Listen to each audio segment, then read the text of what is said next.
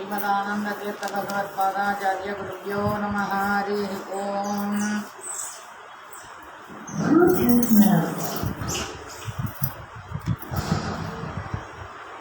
श्री गुरुभ्यो नमः। परमगुरुभ्यो नमः। श्रीमदानंदतीर्थ भगवत्पादाचार्य गुरुभ्यो नमः। हरिः ओम्।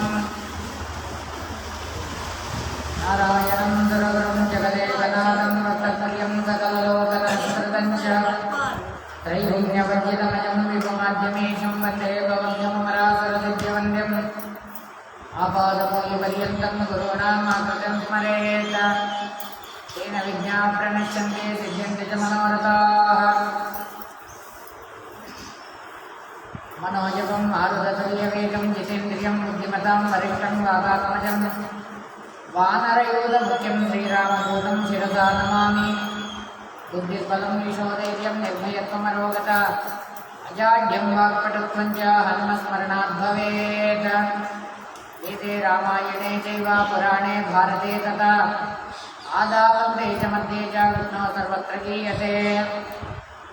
अस्मद्गुरुसमारम्भां टीकाकृत्पादमध्यमां श्रीमदाचार्यपर्यन्तां वन्दे गुरुपरम्पराम्। सत्याविघ्नकराब्जोक्तान् पञ्चाशद्वर्षपूजकान् सत्यप्रमोदतीर्थार्यान् अमुन्याय सुधारतान्। शास्त्रेषु पारदर्शां शास्त्रज्ञेषु वत्सलं दीनवत्सोद्धारकं सत्यात्मानं भजे। योगेशमनिसत्पादा सेवा सम्प्राप्तवैभवान् यादवाद्यां वरसुदान् टीकाकारान्वयं नुमः। पृथ्वीमण्डलमध्यस्था पूर्णबोधमतामुदा वैष्णवा विष्णुहृदये तां नमस्ते गुरुं मम। श्रीगुरुभ्यो नमः। हरिः ओम्। हरिः ओम्। हरिः ओम्।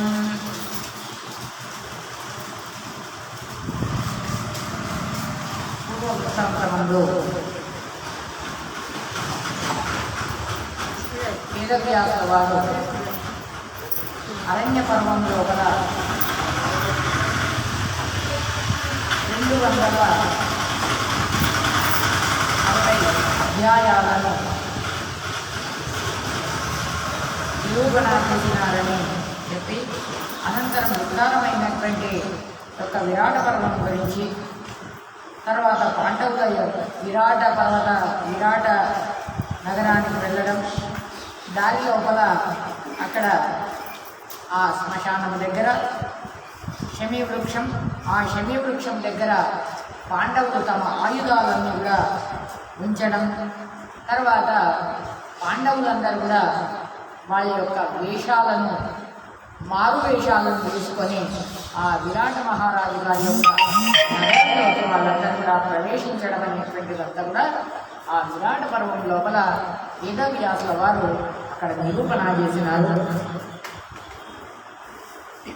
ఏ భీమసేనుల వారైతే దురాత్మకుడైనటువంటి ఆ యొక్క కీచకుని సంహారం చేసి, తర్వాత ఆ గోగ్రహణం లోపల అర్జునుడు కౌరవులందరితో యుద్ధం చేసి కౌరవులందరికీ కూడా అపజయం కలిగింది. తర్వాత విరాట రాజు గారికి జయాన్ని చేకూర్చినటువంటి వాడు ఆ యొక్క అర్జునుడు అని విధంగా చెప్పి, విరాట మహారాజు గారి యొక్క ఆ గోధనాన్ని మొత్తం కాపాడి వాటిని అన్నిట్లో కూడా విమోచన చేయించినటువంటి వాడు అని ఈ విధంగా ఇదంతా కూడా ఆ విరాట పర్వం లోపల విస్తారంగా అక్కడ చెప్పబడ్డది. తర్వాత సుభద్రాదేవి యొక్క కుమారుడైనటువంటి ఆ అభిమన్యుడికి ఉత్తర యొక్క వివాహం అనేటువంటిదంతా కూడా ఆ విరాట పర్వం లోపల అక్కడ వర్ణితమైనటువంటిదని విధంగా చెప్పి, తర్వాత ఈ పర్వం లోపల మహాత్ములైనటువంటి ఆ వేదవ్యాసుల వారు 60 అధ్యాయాలను ఇక్కడ వాళ్ళు రచన చేసినారు. ఈ పర్వం లోపల శ్లోకాల సంఖ్య చెప్తున్నారు కదా.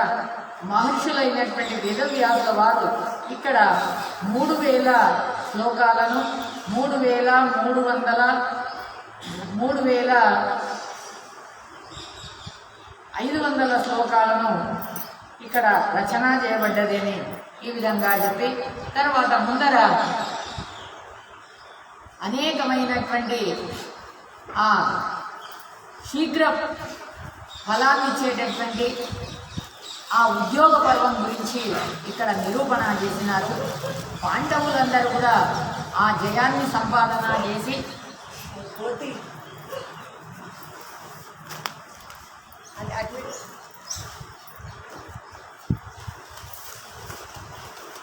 పాండవులందరూ కూడా ఆ జయాన్ని సంపాదన చేసి తర్వాత వాళ్ళందరూ కూడా ఆ ఉపప్లావ్య నగరం లోపల ఎప్పుడైతే ఉన్నప్పుడు ఆ దుర్యోధనుడు మరియు అర్జునుడు కృష్ణుడి దగ్గరికి వాళ్ళు యుద్ధ సహాయాన్ని కొరకని వచ్చినప్పుడు, స్వామి కృష్ణ పరంధామ మీ యొక్క సహాయం మాకు కావాలి అని ఈ విధంగా ఎప్పుడైతే వాళ్ళు ప్రార్థన చేసినప్పుడు, అప్పుడు మహాత్ముడైనటువంటి ఆ యొక్క పరంధాముడు కృష్ణ పరమాత్ముడు పురుషశ్రేష్ఠుడైనటువంటి వాడు ఈ విధంగా, చూడు నేను ఒక్కొని ఒక దిక్కుంటాను, నా యొక్క సైన్యం ఉందే, నా యొక్క అక్షోయిని సైన్యం ఇదంతా కూడా ఇది ఒక దిక్కు ఉంది, కాబట్టి మీకేం కావాలనో కోరుకోండి. నా నారాయణ సైన్యం 10 లక్షల మంది నారాయణ సైన్యం అంతా ఒక దిక్కు,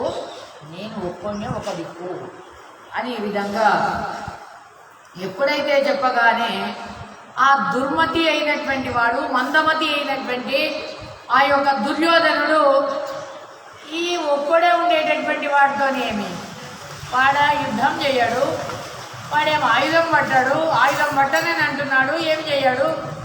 కాబట్టి నాకేం కావాలి, నాకు సైన్యం కావాలి, కాబట్టి స్వామి నాకు సైన్యమే కావాలి అని కోరుకుంటాడు.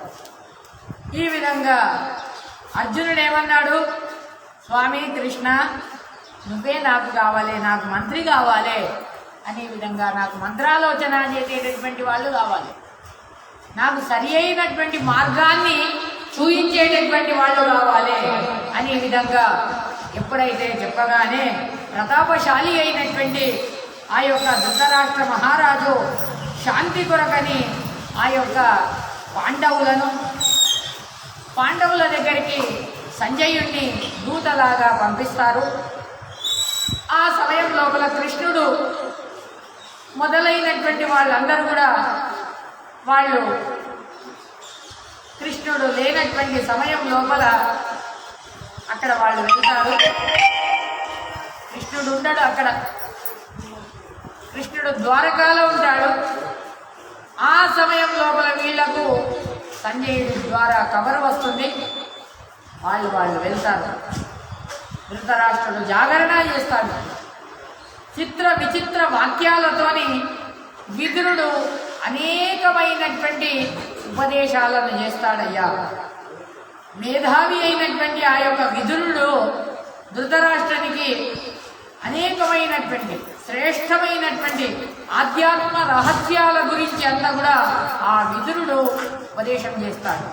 ఇంతేకాదు ఆ యొక్క సనస్సు జాతుల యొక్క ఉపాఖ్యానం అంతా కూడా ఇక్కడ చెప్పబడ్డది అని చెప్పినారు. తర్వాత అంతేకాదు ఆధ్యాత్మిక తత్వాలను వాళ్ళు కూడా చెప్పినారు.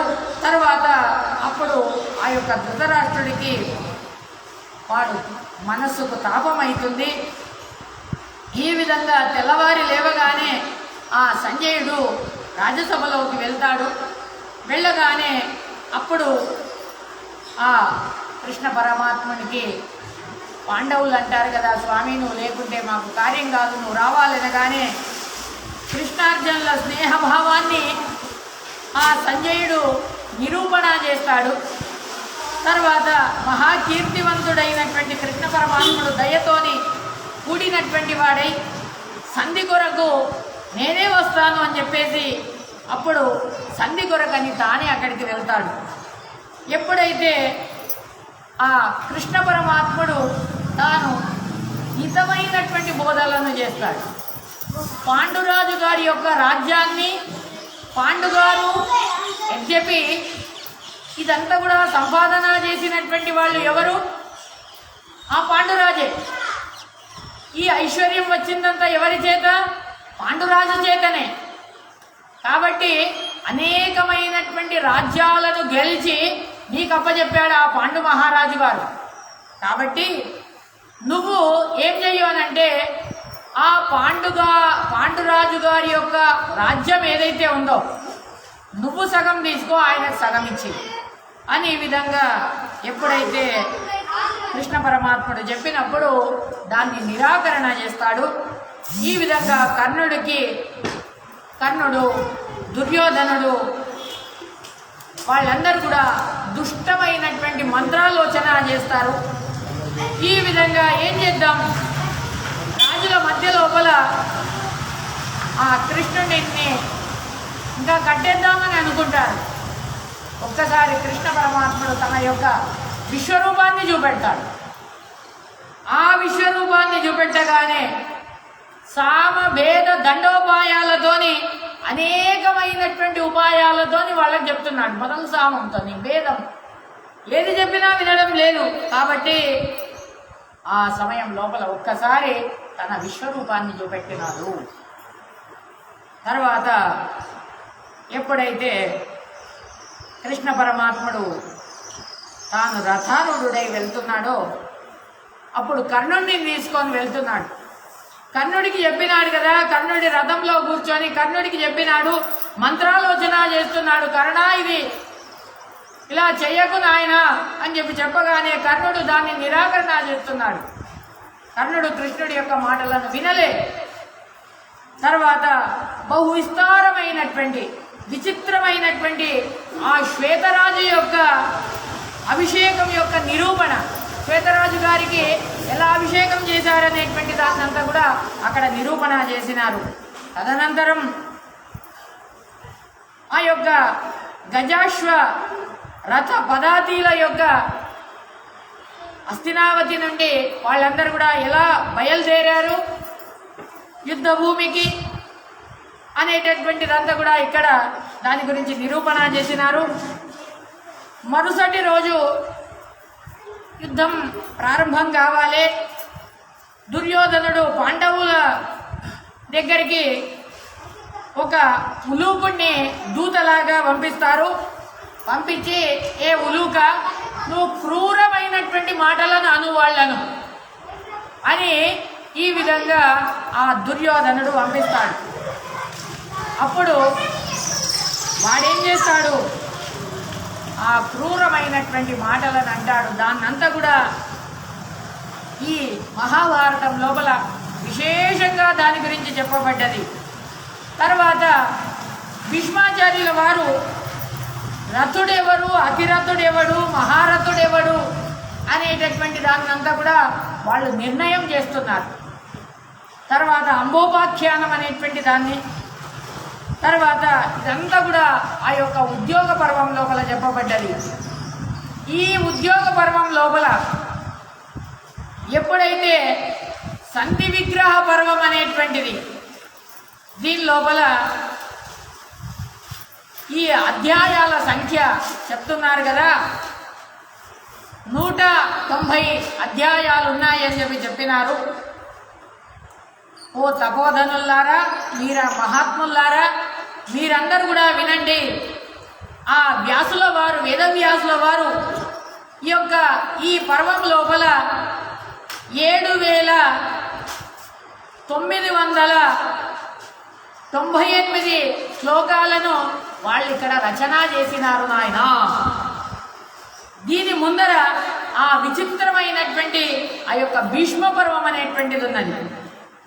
దాని లోపల ఏముంది, సంజయుడు జంబూద్వీపం యొక్క నిర్మాణం, ఆ నిర్మాణం గురించి అంతా కూడా దాంట్లో చెప్పబడింది. తర్వాత అదేవిధంగా 10 రోజుల కాలము తాను అతి దారుణమైనటువంటి ఆ యుద్ధాన్ని చేశాడు ఆ భీష్మాచార్యుల వారు. యుధిష్ఠిరుడి యొక్క సైన్యం అంతా కూడా విషాదం పొందింది. ఏం చేయాలో తోచడం లేదు. పాండవుల యొక్క సైన్యం అంతా కూడా వాళ్ళందరికీ భయమేస్తుంది. ఎందుకొరకంటే మనక ఆ భీష్మాచార్యులతో యుద్ధం చేయడానికి మనకు అయితే లేదు. అని ఈ విధంగా భయపడుతున్నారు. యుద్ధ ప్రారంభం లోపలనే మోహానికి బలి అయినటువంటి ఆ యొక్క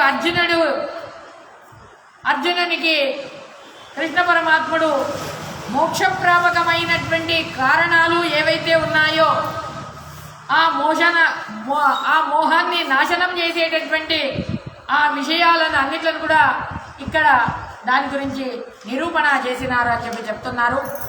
తర్వాత ఆ మహారథుడైనటువంటి అర్జునుడు తాను శిఖండిని ముందు పెట్టుకొని తర్వాత ఆ నిశితమైనటువంటి బాణాలను అన్నిట్లను కూడా ఆ భీష్మాచార్యుల వారి పైన ప్రయోగిస్తాడు. ఈ మహాభారతం లోపల అది ఆరోపర్వం అని చెప్పబడుతుంది నాయన. ఈ విధంగా వేదవ్యాసుల వారు ఈ భీష్మ పర్వం లోపల 18 అధ్యాయాలతో కూడినటువంటిది. తర్వాత 5884 శ్లోకాలతో ఇక్కడ రచింపబడినటువంటిది అని చెప్పి తర్వాత బహు విషయాలు ఇందులో ఉన్నాయి. విచిత్ర అర్థాలను చెప్పేటటువంటిది ఒక పర్వము, అదే పర్వము ద్రోణ పర్వమయ్యా. ఆ ద్రోణ పర్వం లోపల దీని లోపల యుద్ధం లోపల సంక్షిప్తకులు, తర్వాత అర్జునుడి యొక్క వర్ణన, దాని తర్వాత ఆ ఇంద్రుడికి సమానమైనటువంటి పరాక్రమం కలిగినటువంటి వాళ్ళు ఆ భగదత్త మహారాజు. ఈ విధంగా ఆ యుద్ధం లోపల అర్జునుడితోని సుప్రతీక గజ అనేటువంటి వాళ్ళతోని యుద్ధము, వాళ్ళందరి సంహారము అవన్నీ కూడా ఇక్కడ నిరూపణ చేయబడ్డదయ్యా అని చెప్పినారు. ఈ విధంగా దాని లోపలనే బాలకుడైనటువంటి వాడు ఆ అభిమన్యుణ్ణి ఆ జయద్రథుడు సంహారం చేయడము, మహారథులు అందరూ కూడా కలిసి ఆ యొక్క అభిమన్యుణ్ణి సంహారం చేయడం. అభిమన్యుడు ఎప్పుడైతే వాడు సంహరింపబడగానే అప్పుడు అర్జునుడు చాలా కోపావిష్టుడై ఆ 7 అక్షోహిణి సైన్యాలను అన్నిట్లను కూడా కౌరవుల యొక్క 7 అక్షోహిణి సైన్యాలను నాశనం చేసేస్తాడు ఆ యొక్క అర్జునుడు. తర్వాత ఆ జయద్రథుడిని సంహారం చేస్తాడు. తర్వాత ఆ సంక్షిప్తకులు, తర్వాత అర్జునుడు అలంబుస, శృతాయు, జలసంధి, తర్వాత సోమదత్తుడి కొడుకైనటువంటి భూరిశ్రవ, ఈ విధంగా మొదలైనటువంటి వాళ్ళందరి సంహారం గురించి మహారథులైనటువంటి విరాట, ద్రుపదులు, ఘటోత్కజ వీళ్ళ యొక్క సంహారం అంతా కూడా ఈ ద్రోణ పర్వం లోపల అక్కడ నిరూపింపబడినది నాయన అని విధంగా చెప్పి తర్వాత ఆ శూరులైనటువంటి పురుష శ్రేష్ఠులైనటువంటి వాళ్ళు పెద్ద పెద్ద ఆ రాజులందరూ కూడా ప్రాయశః వాళ్ళందరూ కూడా ఆ ద్రోణ పర్వం లోపలనే వాళ్ళందరూ కూడా నిధనమైపోయినారని చెప్పి తర్వాత ఆ తండ్రి ఎప్పుడైతే యుద్ధభూమి లోపల పడిపోయినాడో అశ్వత్థామాచార్యుల వారు ఉగ్రమైనటువంటి శ్రేష్టమైనటువంటి ఆ యొక్క నారాయణాస్త్రాన్ని ప్రయోగిస్తాడు. ఆ తర్వాత ఈ పర్వము మహాభారతం లోపల ఇది 7వ పర్వం అని పిలువబడుతున్నది. ఈ యొక్క ద్రోణ పర్వం అనేటువంటిది దీని లోపల 170 అధ్యాయాలు దీంట్లో నిరూపింపబడింది. అదేవిధంగా ఇక్కడ పరాశర పుత్రులైనటువంటి ఆ యొక్క వేదవ్యాసుల వారు సరిగ్గా ఆలోచన చేసి ద్రోణ పర్వం లోపలనే 8909 శ్లోకాలను ఇక్కడ వాళ్ళు రచన చేసినారు నాయన. అనంతరము పరమ అద్భుతమైనటువంటి కర్ణపర్వము ఇక్కడ నిరూపితమైనది అని చెప్పి ఈ కర్ణపర్వం లోపల సారథ్యం వహించినటువంటి ఆ యొక్క శల్యుడి గురించి ఇక్కడ దాని గురించి చెప్తున్నారు.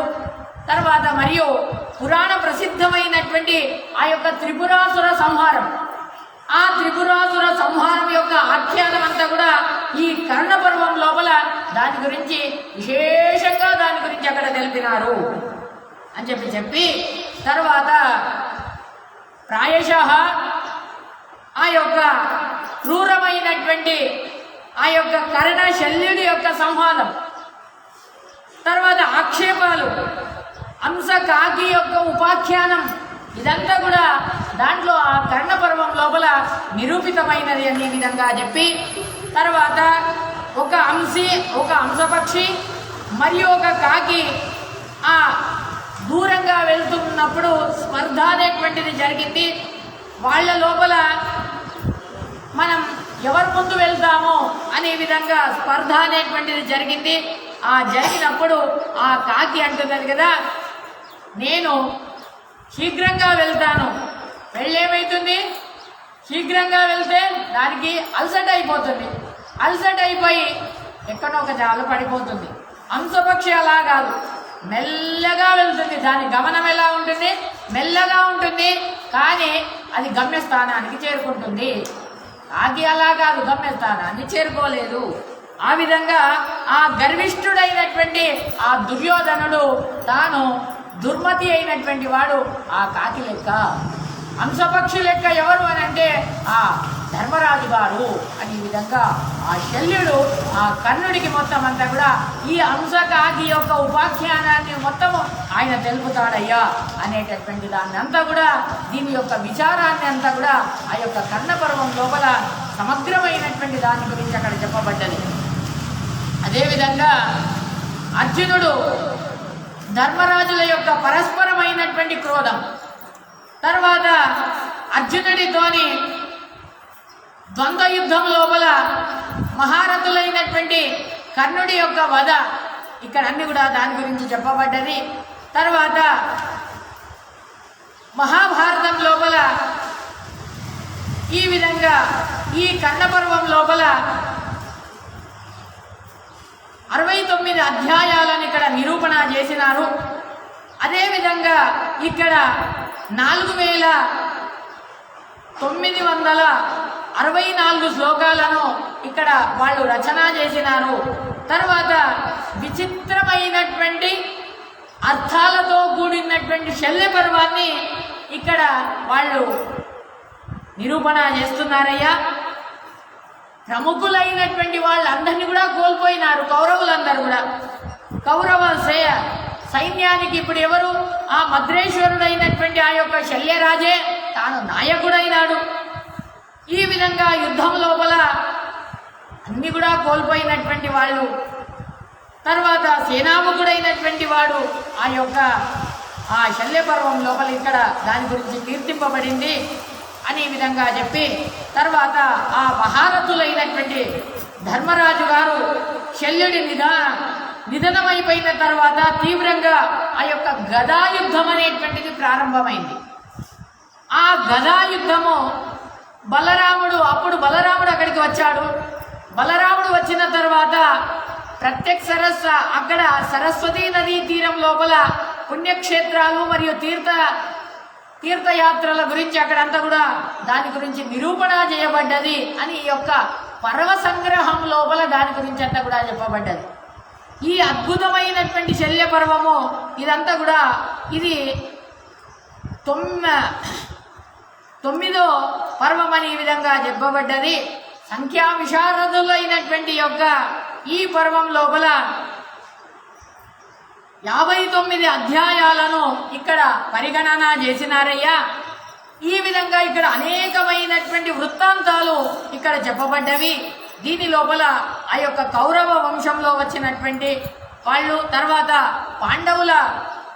పాండవులు కీర్తివర్ధనులైనటువంటి వాళ్ళు, తర్వాత వేదవ్యాసులతోని ఈ విధంగా ఇక్కడ 3220 శ్లోకాలను ఇక్కడ వాళ్ళు రచన చేసినారు.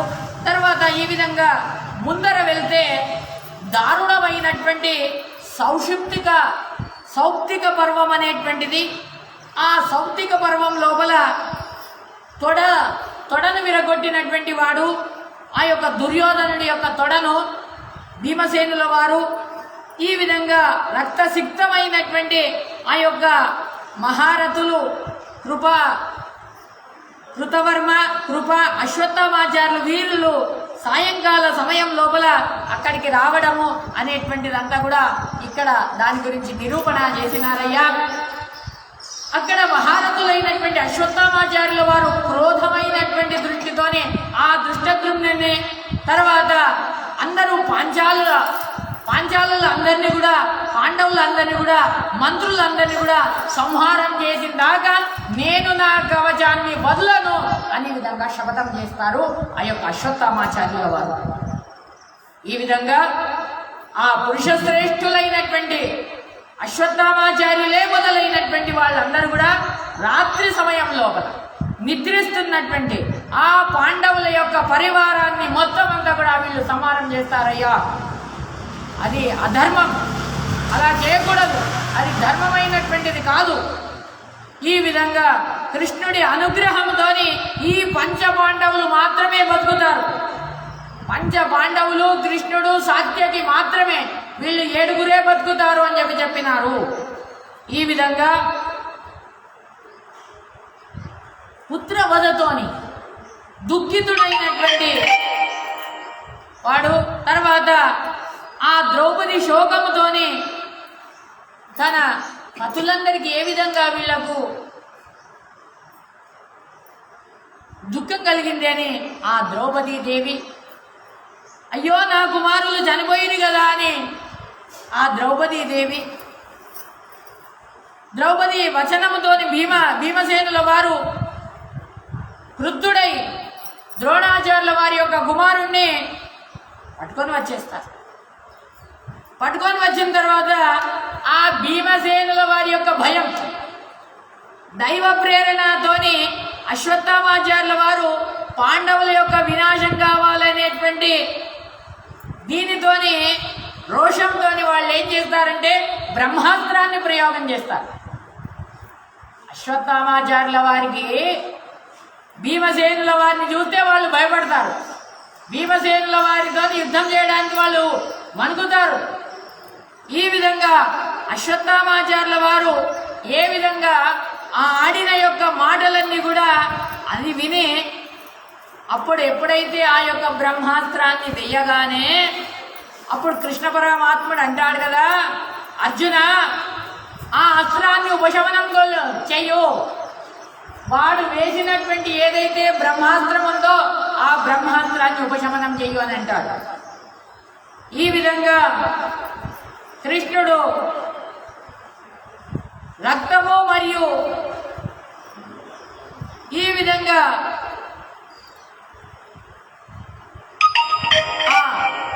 ద్రోణాచార్యుల వారికి ఎప్పుడు కూడా తలలో నుండి రక్తం కారాలి, ఎప్పుడు కూడా చీము యొక్క వాసన రావాలి, ఆ మణిని లాగేసేయండి అని అంటారు. వాడిని చంపకండి. భీముడికి చెప్తాడు కదా, ఏ భీమసేన, నీ గురుపుత్రుడైనటువంటి వాడు, ఆ గురుపుత్రుడైనటువంటి వాడికి సంహారం చేయకు, వాడికి శాస్త్రి చేయి. శాస్త్రి ఏమనంటే వాడి తలపైన ఏదైతే మణిరత్నం ఉందో ఆ మణిరత్నాన్ని లాగే. ఆ మణిరత్నం ఉన్నంత కాలము వాడికి ఆకలి బాధలు తెలియదు, ఆకలి తెలియదు, వీళ్ళ దప్పిక తెలియదు. కాబట్టి అది లాగేసేయని అంటారు. అది లాగేస్తే వాడికి ఆకలి బాధలు అనేటువంటివి తెలుస్తుంది. తర్వాత ఎప్పుడు కూడా వాసనతో యుక్తమైనటువంటి వాడు, చీము వాసన, రక్తం వాసన అనేటువంటిది. ఈ విధంగా దేహం అంతా కూడా వాసనతోనే ఉంటుంది. అశ్వత్థామాచార్యుల వారికి ఈ విధంగా శాపాన్ని ఇస్తారు. వేదవ్యాసుల వారు దాన్ని అనుమోదన చేస్తారు. ఈ విధంగా ఇదంతా కూడా ఇక్కడ నిరూపణ చేయబడ్డది. తర్వాత మృతులైనటువంటి ఆ యొక్క రాజులందరికీ కూడా ఉదక క్రియలన్నీ కూడా చేయాలి అని చెప్తారు. ఆ సమయం లోపల కుంతీదేవి వచ్చి రహస్యంగా కర్ణుడి యొక్క జన్మ వృత్తాంతం గురించి తెలుపుతుంది. తర్వాత ఈ విధంగా ఈ 10వ పర్వం లోపల సౌప్తిక పర్వం అనేటువంటి దాని గురించి ఇక్కడ చెప్పారు నాయన. తర్వాత మహాత్ములైనటువంటి ఆ యొక్క వేదవ్యాసుల వారు ఈ పర్వం లోపల 18 అధ్యాయాలతో కూడినటువంటిది అని ఈ విధంగా చెప్పి దీని లోపల 870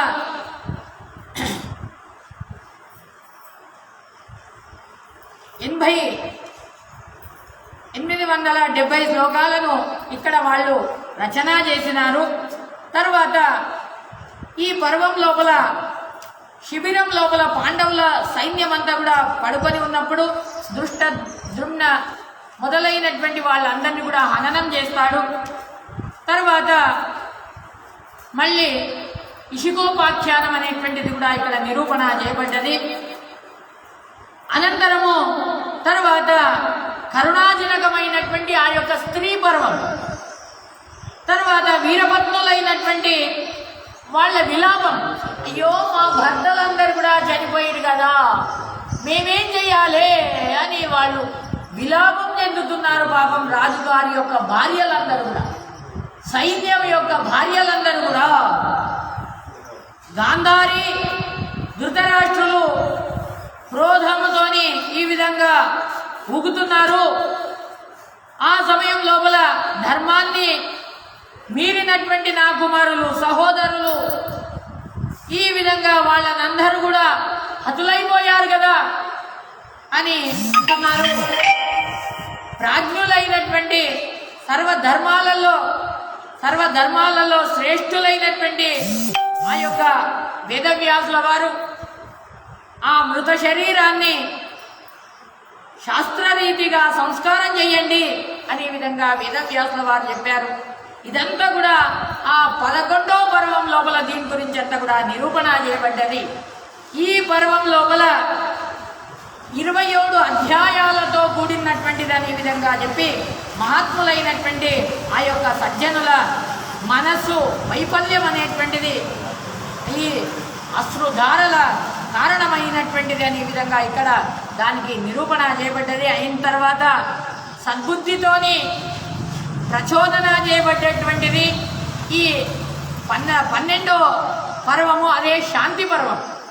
ఈ శాంతి పర్వం లోపల తన తండ్రులు, తర్వాత సహోదరులు, తన పిల్లలు, సంబంధికులు, బంధుబాంధవులు వాళ్ళందరూ కూడా సంహరింపబడినారే. ధర్మరాజు అయినటువంటి యుధిష్ఠిరుడికి అప్పుడు వైరాగ్యం అనేటువంటిది వస్తుంది. ఏం చెయ్యాలి, అయ్యో అందరు కూడా నా వాళ్ళందరూ కూడా వెళ్ళిపోయారు కదా, ఏం చెయ్యాలి అనే విధంగా శరతల్పం మీద పడుకున్నటువంటి ఆ యొక్క భీష్మాచార్యుల వారి దగ్గరికి అవశ్యంగా ఏదైతే తెలుసుకోవాలో ధర్మానికి కావలసినటువంటి విషయాల గురించి తెలుసుకుంటారు. ఈ విధంగా ఎవరైతే ముగుత్సులైనటువంటి వాళ్ళు ఈ విధంగా ఆ యొక్క దాని గురించి విషయాలను గురించి తెలుసుకుంటున్నారు. అదేవిధంగా ఆపద్ధర్మాలు బహువిధమైనటువంటి విచిత్రమైనటువంటి విస్తారమైనటువంటి మోక్ష ధర్మాలు కూడా ఇక్కడ ఆ భీష్మాచార్యుల వారు దాన్నంతా కూడా నిరూపణ చేసినారు అని ఈ విధంగా సర్వజ్ఞుడైనటువంటి వాడు, సర్వశ్రేష్ఠుడైనటువంటి వాడు ఆ కృష్ణ పరమాత్ముని గురించి ఇక్కడ చెప్తున్నారు.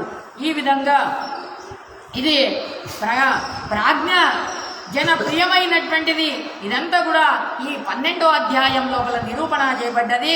ఓ తపోధనులైనటువంటి ఓ ఋషులారా మీరందరూ కూడా వినండి అని ఈ విధంగా సూతాచార్యుల వారు వాళ్ళందరికీ కూడా చెప్తున్నారయ్యా. శౌనకాది ఋషులందరికీ కూడా ఈ పర్వం లోపల 339 అధ్యాయాలను వేదవ్యాసుల వారు నిరూపణ చేసినారు అని ఈ విధంగా చెప్పి తర్వాత 14,000 శ్లోకాలు 14,520 శ్లోకాలను ఇక్కడ వాళ్ళు రాసినారయ్యా, రచించినారు. అదేవిధంగా అనుశాసనిక పర్వం అనేటువంటిది దాని గురించి చెప్తున్నారు. ఇక్కడ ఆ కురురాజైనటువంటి ఆ యుధిష్ఠిరుల వారు గంగాపుత్రులైనటువంటి ఆ యొక్క భీష్మాచార్యుల వారి ధర్మ నిశ్చయాన్ని తెలుసుకొని సమాధానాన్ని పొంది తర్వాత ఆ సమాధానం పొందేటటువంటి యొక్క పర్వం. ఈ పర్వం లోపల అన్ని రీతుల యొక్క వ్యవహారాల గురించి, ధర్మం గురించి, అర్థం గురించి సంపూర్ణంగా ఇక్కడ నిరూపణ చేసినారు.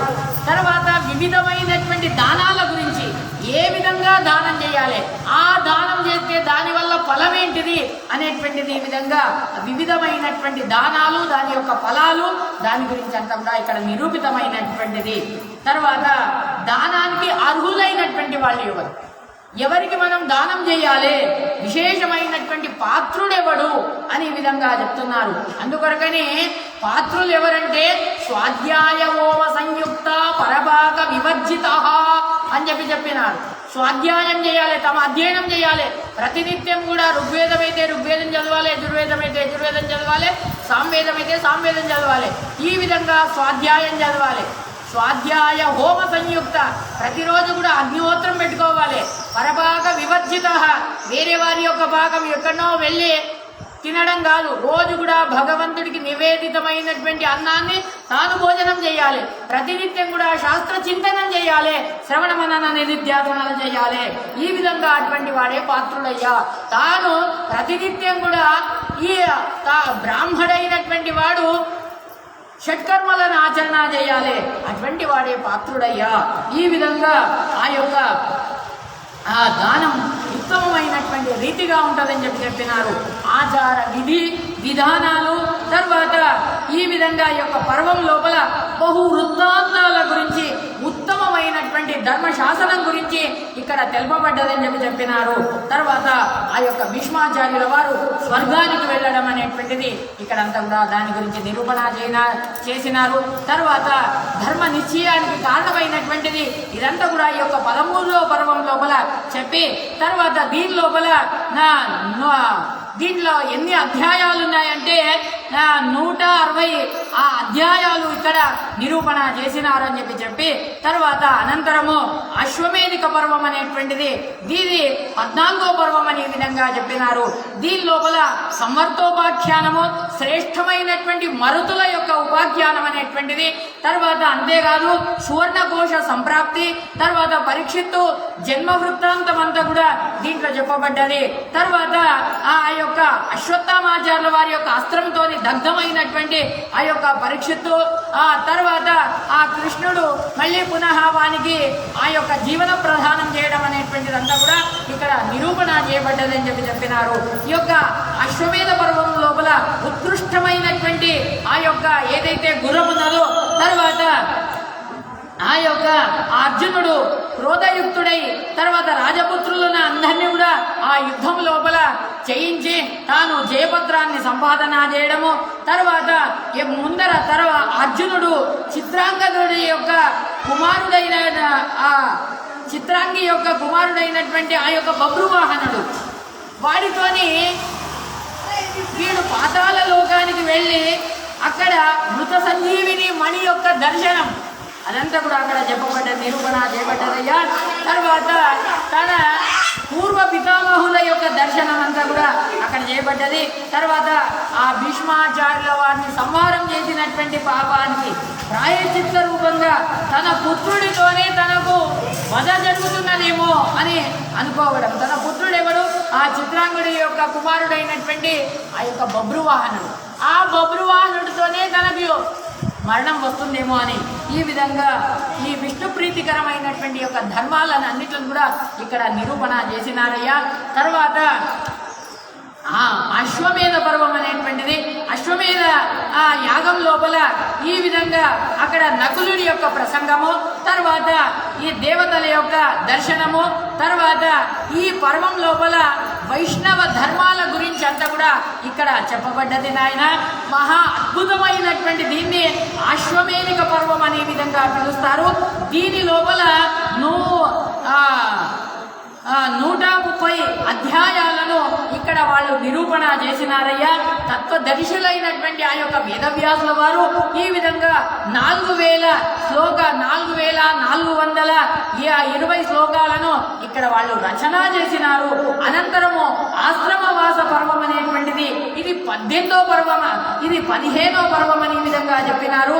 తర్వాత గాంధారీ సహితమైనటువంటి ఆ యొక్క ధృతరాష్ట్రుడు తర్వాత రాజ్యాన్ని పరిత్యాగం చేసి తర్వాత ఆశ్రమానికి వెళ్తున్నాడు.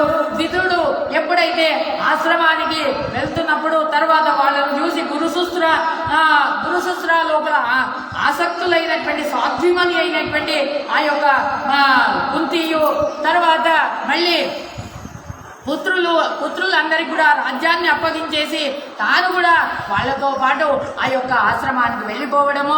ఈ విధంగా తర్వాత అక్కడ రాజుగారు తన కుమారులందరూ కూడా హతులైపోయారు కదా, తర్వాత లోకాంతరానికి వెళ్ళిపోయినారు. వేదవ్యాసుల వారి యొక్క అనుగ్రహంతోనే వాళ్ళందరినీ కూడా చూడడము, తర్వాత ఆ యొక్క పితృలు, తర్వాత వేరే వేరే రాజులు, తర్వాత ఆశ్చర్యకరమైనటువంటి ఘటనలు అన్ని కూడా అక్కడ నిరూపితమైనాయి అనే విధంగా మళ్ళీ అక్కడ శోకాన్ని వదిలేసి తర్వాత ఆ యొక్క పత్ని సహితుడై తర్వాత అక్కడ తాను ధృతరాష్ట్రుడు పరమగతిని పొందుతాడు అనేటువంటి దాన్నంతా కూడా అక్కడ నిరూపణ చేసినారు. తర్వాత విదురుడు ధర్మాన్ని అవలంబించి తాను కూడా అక్కడ సద్గతిని పొందుతాడు అనేటువంటిది ఈ విధంగా అక్కడ వాళ్ళు నిరూపణ చేసినారు. మహామాతృలైనటువంటి తర్వాత ఆ యొక్క విద్వాంసులు సంజయుల వారు కూడా అక్కడ అక్రూరుల వారిని ఏ విధంగా తలుచుకొని తర్వాత వాళ్ళు కూడా క్రూరం లేనటువంటి వాళ్ళు, మంచి బుద్ధి కలిగినటువంటి వాళ్ళు, ఆ సంజయుడికి కూడా సద్గతి కలుగుతుంది అని చెప్పి తర్వాత ధర్మరాజు అయినటువంటి ఆ యొక్క యుధిష్ఠిరుల వారు నారదుల వారి యొక్క దర్శనాన్ని చేసుకుంటారు. నారదుల వారి యొక్క దర్శనాన్ని పొంది తర్వాత ఈ పెద్దదైనటువంటి యుద్ధం ఎలా నడిచింది అనేటటువంటి దాన్ని అంతా కూడా వాళ్ళ ద్వారా తెలుసుకుంటారు. ఈ అద్భుతమైనటువంటి ఈ యొక్క పర్వానికి ఆశ్రమవాస పర్వం అని పేరు. తర్వాత ఈ పర్వం లోపల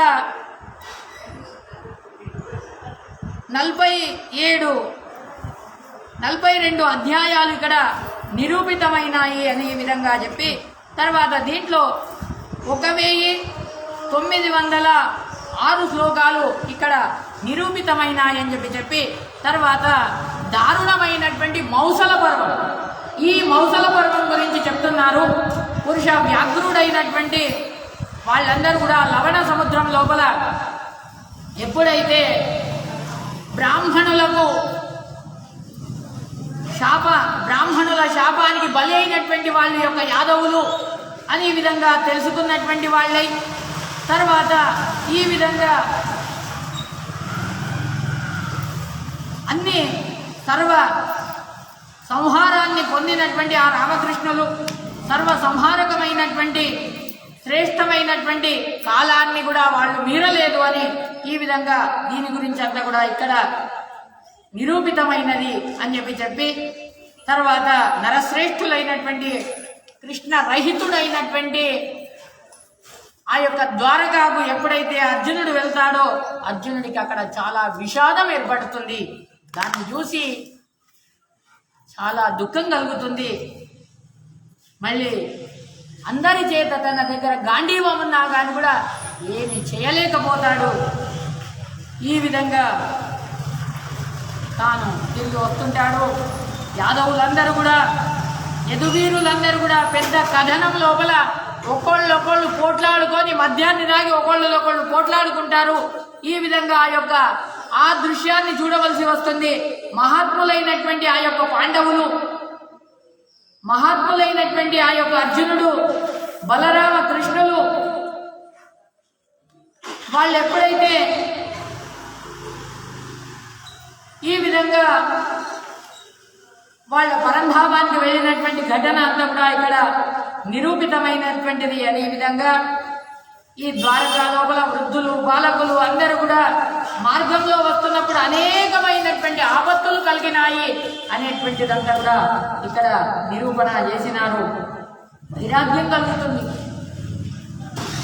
ఏదున్నా కానీ కూడా కృష్ణ పరమాత్ముడి వల్లనే నాకు జయం కలిగింది, కృష్ణ పరమాత్ముడు లేకుంటే నాకు జయమే లేదు అనే విధంగా తెలుసుకున్నటువంటి వాడై ఇదంతా కూడా ఈ యొక్క మౌసల పర్వం లోపల నిరూపితమైనటువంటిది అనే విధంగా దీంట్లో మొత్తానికి 8 అధ్యాయాలు 300 శ్లోకాలు ఇక్కడ చేయబడ్డది.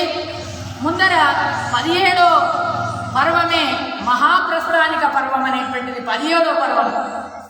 దీని లోపల పురుష శ్రేష్ఠులైనటువంటి ఆ యొక్క పాండవులందరూ కూడా రాజ్యాన్ని పరిత్యాగం చేసి ఆ ద్రౌపదితోని వాళ్ళు పరమసిద్ధిని పొందినటువంటి వాళ్ళు ఈ యొక్క పర్వం లోపల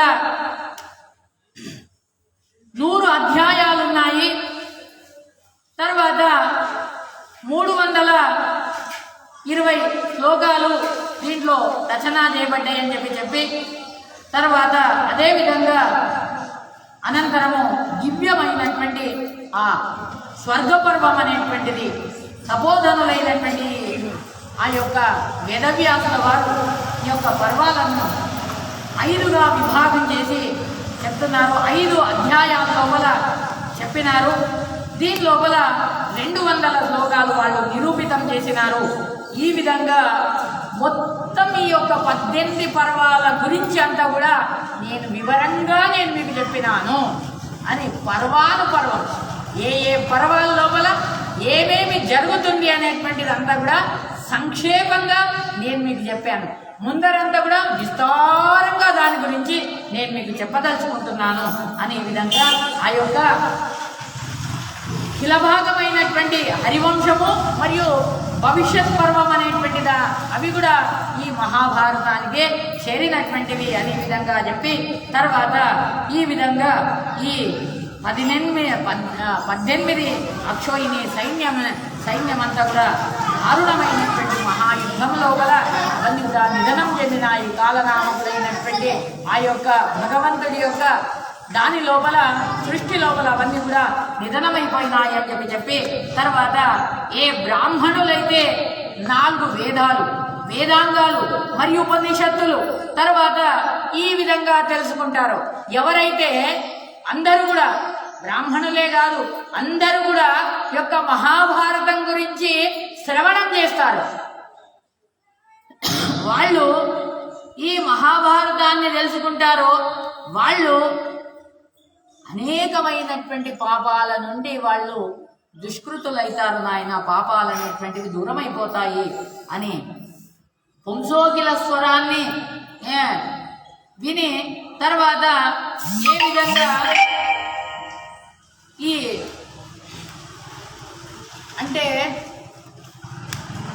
ఎవడో చదురాని వాడి ముందర వెళ్ళి పుస్తకం పెట్టి ఒరే ఇదేంరా చదురా అంటే వాడి ముందర ఏమైనా తెలుస్తుందా?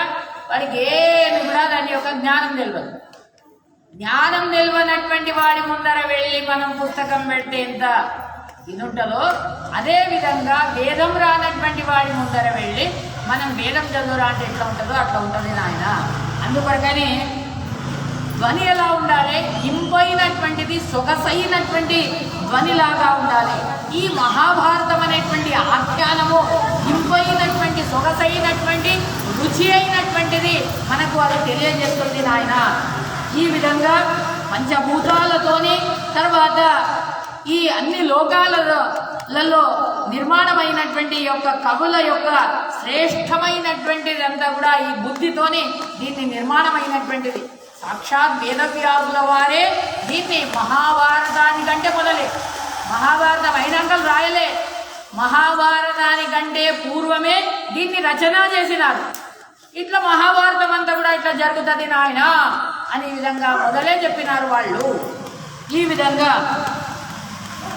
ఏ బ్రాహ్మణులైతే అంతరిక్షంలో చలించినటువంటి ఆ యొక్క సూర్యుడి విషయం లోపల బ్రాహ్మణ క్షత్రియ వైశ్య శూద్ర ఈ 4 వర్ణాల వాళ్ళు ఎవరైతే ఏ ప్రజలైతే ఉన్నారో వాళ్ళు గౌరవిస్తారో ఈ విధంగా ఈ యొక్క పురాణ రాజమైనటువంటి యొక్క మహాభారతానికి వాళ్ళు గౌరవిస్తారో వాళ్లకు ఎక్కడ వెళ్ళినా కానీ కూడా వాళ్లకు దిగ్విజయం అనేటువంటిది కలుగుతుంది నాయన.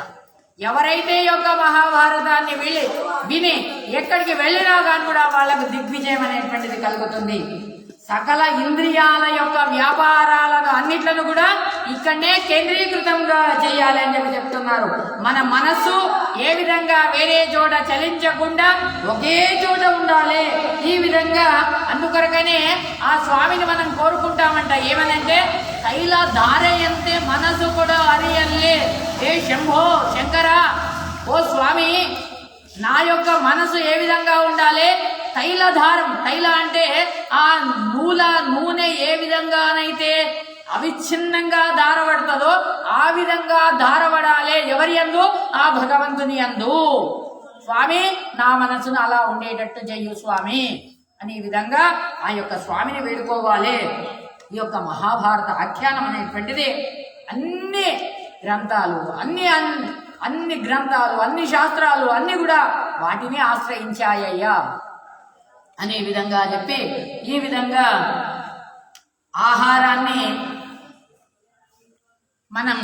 మన దేహం ఏ విధంగానైతే ఆహారాన్ని ఆహారం కావాలని కోరుకుంటుందో అదేవిధంగా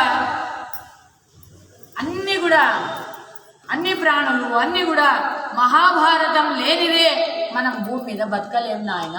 తింటే భారతమే వినాలే, తింటే గారలే వినాలి అనే విధంగా శాస్త్రమే ఉన్నది. దానికి శ్రేయస్కామిలైనటువంటి వాళ్ళు మత్స్యకూర్మాని అవతారాలను ధారణ చేసినటువంటి ఆ యొక్క నారాయణుడి యొక్క ఉపాసన చేయాలని కవులందరూ కూడా ఈ యొక్క మహాభారతాన్ని కొண்டாడుతున్నారయ్యా.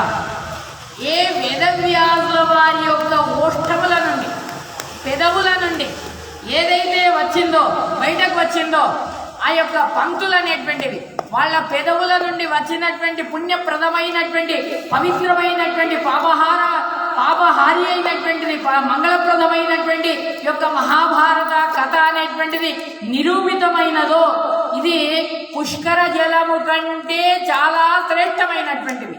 ఏ పుష్కర జలంలో వెళ్ళి, ఏ గంగా తీరంలో వెళ్ళి, ఏ గోదావరి తీరంలో వెళ్ళి, ఏ కృష్ణా తీరంలో వెళ్ళి, ఏ తుంగభద్రలో వెళ్ళి, ఏ ఘటప్రభ, మలప్రభ, ఏ నదిలలో వెళ్ళి స్నానం చేస్తే ఎంత ఫలమో ఒక్క మహాభారతాన్ని వినడం వల్ల, ఆ వేదవ్యాసుల వారి యొక్క ఓష్టముల నుండి వచ్చినటువంటి యొక్క మహాభారతం వినడం వల్ల దానికంటే 10 ఎక్కువ ఫలం వస్తుంది నాయన అని చెప్పినారు. ఈ విధంగా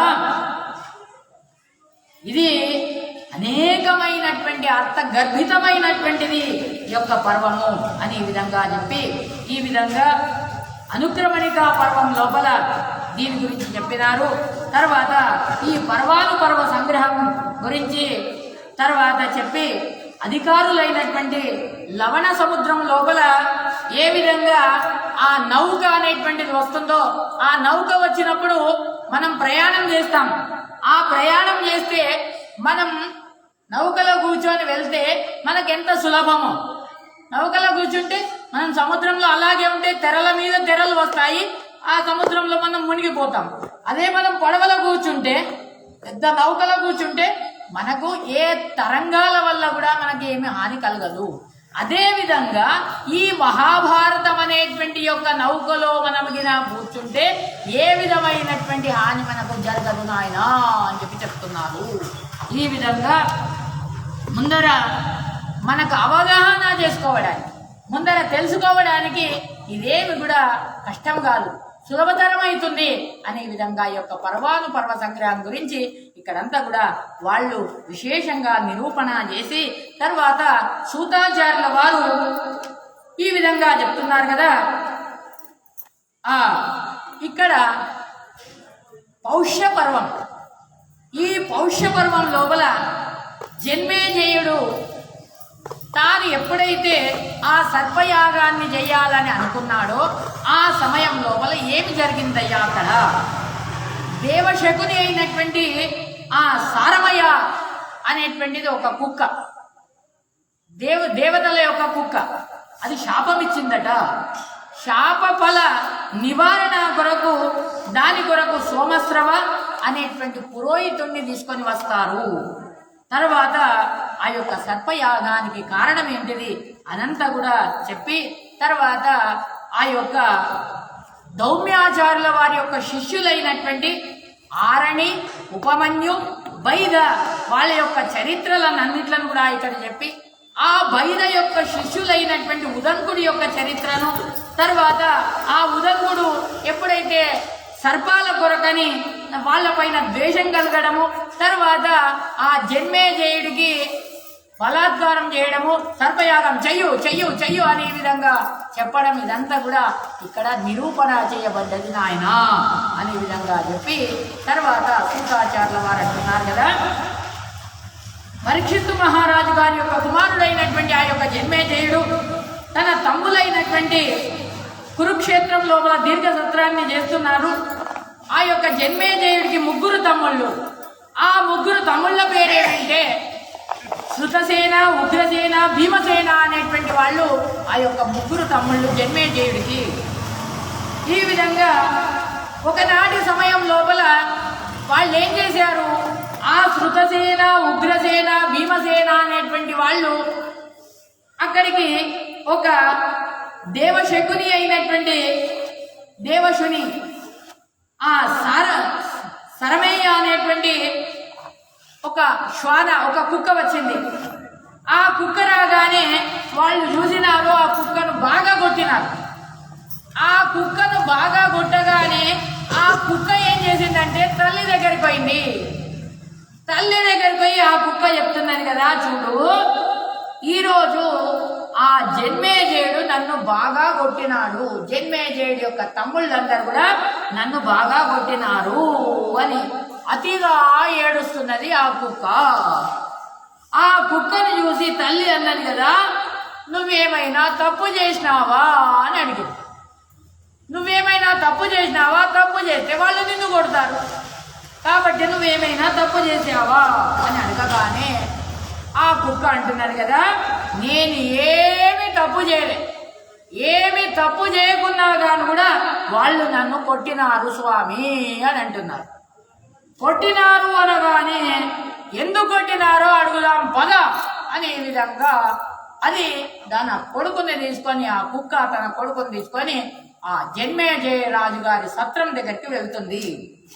చూసి తర్వాత అప్పుడు అడుగుతున్నది కదా, చూడు ఏమి అపరాధం చేయలే, మిమ్మల్ని కొట్టలే, మీ పదార్థాలను ముట్టలే, ఏమి చేయకున్నా కానీ కూడా నా కుక్కను నేను నా బిడ్డను మీరు ఎందుకు కొట్టినారు అనే విధంగా ఎప్పుడైతే ఏ పాయసాన్ని ముట్టలే, ఏమి చేయలే, మిమ్మల్ని తాగాలే, ఏమి చేయకున్నా కానీ కూడా మీరు ఎందుకు కొట్టినారు అనే విధంగా అడగగానే అప్పుడు కోపంతోనే వాళ్ళు అంటున్నారు కదా, ఏ జన్మేజయ రాజా, నువ్వేమనుకుంటున్నావు, ఈ అపరాధానికి నువ్వు చేసినావు కాబట్టి తగినటువంటి శిక్షను అనుభవిస్తావు. చూడు, నీకు అనిరీక్షితమైనటువంటి భయం రాని,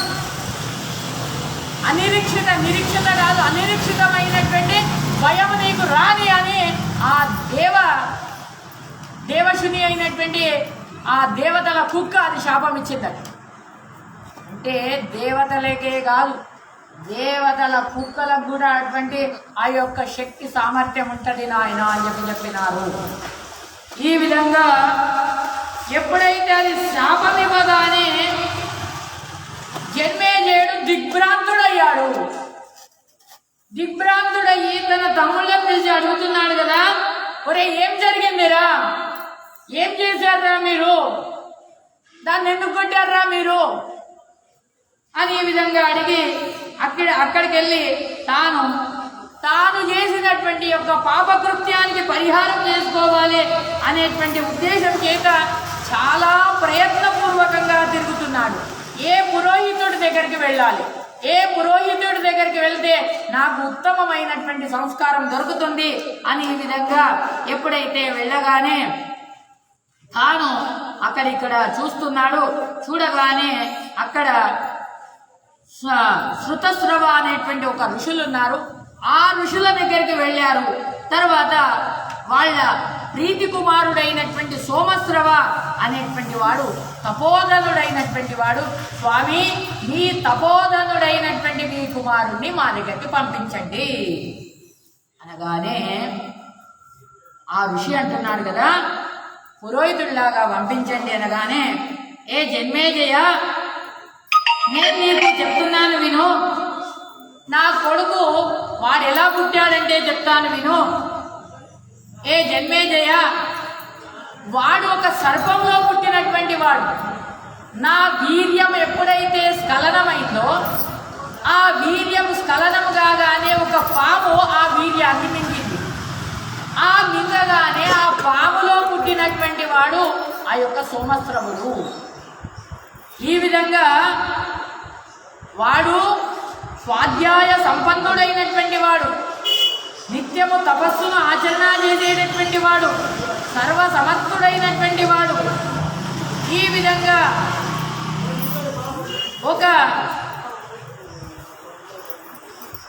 వాడిది ఒక వ్రతం ఉంది అని అంటున్నాడు. ఏమి ఆ వ్రతం అంటే నీ అభిష్టం ఏందో అది పూర్తి చేస్తాడు, కానీ విష్ణు విషయకమైనటువంటి నింద, విష్ణు విషయకమైనటువంటి ఏదైతే ఉందో దాన్ని తప్ప మిగతా ఏ పనినైనా కానీ కూడా చేయడానికి వాడు సిద్ధమే అని ఈ విధంగా చెప్పగానే అప్పుడు అంటాడు కదా, సరే అలాగే కానీ మా యొక్క ఆశ్రమానికి మేము తీసుకొని వెళ్తాము అని ఈ విధంగా చెప్పగానే ఇప్పుడు తస్మాత్ జాగ్రత్త, వాడి జన్మేజయుడు సరే ఏమైనా పర్వాలేదు, నువ్వు చెప్పిందల్లా మేము ఒప్పుకుంటాం, నెరవేరుస్తామని అంటాడు. ఈ విధంగా చెప్పి ఆ జన్మేజయుడు తన ముగ్గురి తమ్ముళ్ళతోని విచారం చేస్తాడు. ఒరే ఇలా ఉందిరా, నేను శృతస్రవ అనేటువంటి ఆ ఋషి దగ్గరికి వెళ్ళాను, ఆ ఋషి కుమారుడైనటువంటి వాడు, తర్వాత తాను సర్పంలో పుట్టినటువంటి వాడు, తర్వాత ఈ విధంగా స్వాధ్యాయ సంపన్నుడైనటువంటి వాడు సోమశ్రవ అనేటువంటి వాడు, వాడు మహాబల పరాక్రమవంతుడైనటువంటి వాడు, వాడు శాపాలు కూడా శాపం ఇస్తే వాడు అది తిరుగుండదు, నారాయణ గృహాన్ని వదిలి ఏ పనినైనా చేస్తానని అన్నాడు.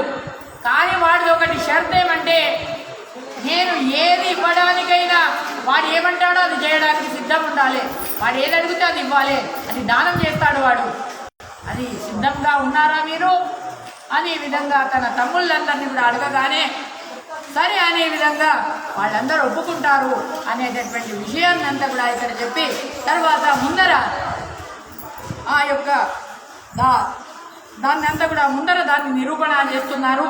తర్వాత ఆ యొక్క దౌమ్యాచార్యుల శిష్యులైనటువంటి ఉపమన్యు, ఆరణి, వైద్య ఆ యొక్క దాని గురించి అంతా కూడా ఇక్కడ వాళ్ళు నిరూపణ చేస్తున్నారు. దాన్ని మనం రేపు తెలుసుకోవడానికి మనం ప్రయత్నం చేద్దాం. అనేన భావి పుణ్యం అవాప్నోతు గురుర్మమ కాయేన వాచ మనసేంద్రియవా బుద్ధ్యాత్మనా వా ప్రకృతి స్వభావ కరోమి యజ్ఞ సకలం పరస్మై నారాయణాయేతి సమర్పయామి. శ్రీకృష్ణార్పణం.